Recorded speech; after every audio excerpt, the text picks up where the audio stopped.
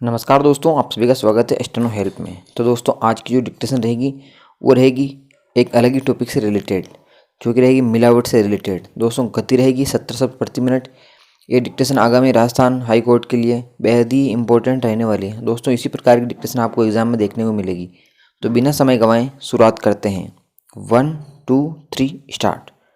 आजकल यह एक कहावत सी बन गई है कि भाई साहब, अब तो जहर भी शुद्ध नहीं रहा। यह कहावत अब हकीकत के पास बढ़ती जा रही है।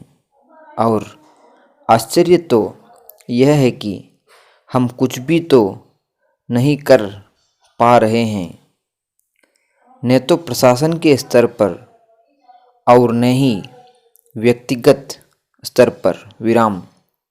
इसके लिए प्रशासन और सरकार ही दोषी हो ऐसा कतई नहीं है, बल्कि लोग बाग भी समझने को तत्पर नहीं दिखते हैं। विराम।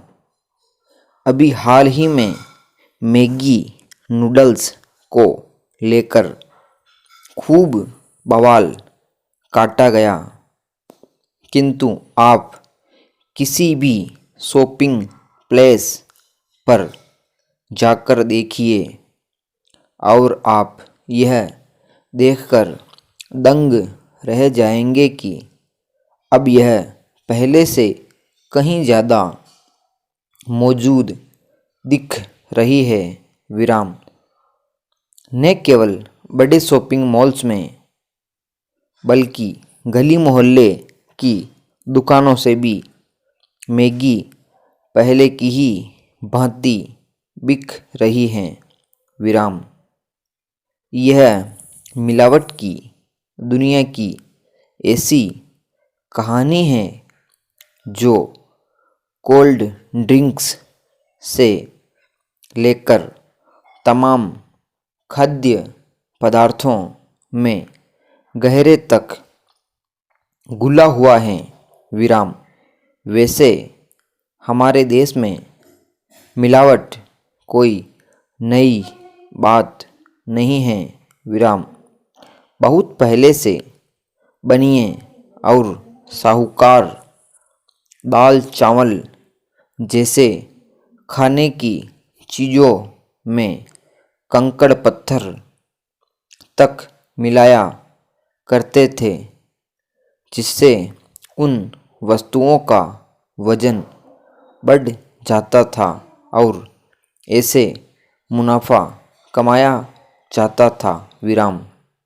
लेकिन तब की मिलावट और अब की मिलावट में काफ़ी अंतर आ गया है, क्योंकि पहले की महिलाएं कंकड़ पत्थर इत्यादि को निकालकर भोजन पका लेती थी, किंतु अब तो मुनाफे के साथ लोगों की सेहत के साथ बड़े स्तर पर खिलवाड़ किया जाने लगा है।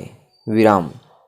इसी क्रम में अगर हम बात करते हैं दूध की, जो हर घर में अनिवार्य है, क्योंकि छोटे और नैनिहालों की पूरी खुराक होता है दूध। विराम। इसमें चिंताजनक तथ्य यह है कि दूध भी अब सुरक्षित नहीं रह गया है। विराम।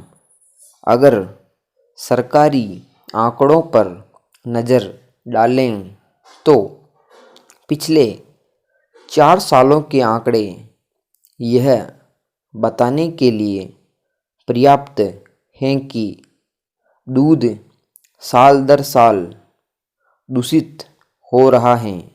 विराम। मई 2015 में दूध में मिलावट पर राज्यसभा में की गई रिपोर्ट के मुताबिक 2011-12 में लिए गए 8,247 सैंपलों में मिलावट मिली, जबकि पूरे देश में 2012-13 में यह आंकड़ा बढ़कर 10,380 सैंपल तक पहुंच गया।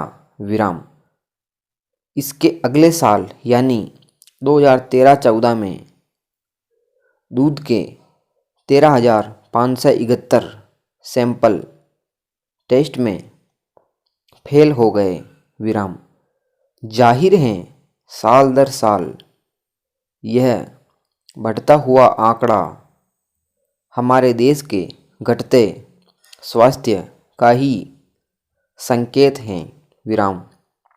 इसी तरह 2014 में जनवरी से सितंबर के बीच ही 4,861 सैंपल मिलावटी पाए गए थे।